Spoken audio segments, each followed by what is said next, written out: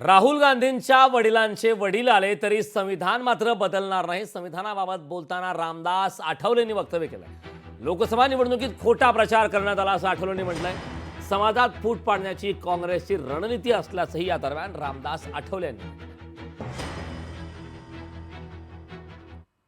तर मी तर सांगितलं, माझ्या बापाचा बाप आला तरी संविधान बदलू शकत नाही आणि राहुल गांधीच्या बापाचा बाप आला तरी संविधान बदलू शकत नाही. मला खोटा प्रचार करण्यात आला आणि अनेक लोकांची ब्लॅकमेल करून त्या ठिकाणी मागच्या निवडणुकीमध्ये मतं मिळवली. पण या निवडणुकीमध्ये असं होणार नाही आणि नरेंद्र मोदी यांनी खुद्द अनेक भाषणांमध्ये त्यांनी संविधानाची भूमिका मांडलेली आहे आणि संविधान बदललं जाणार नाही. संविधान मजबूत करण्याचा माझा प्रयत्न आहे.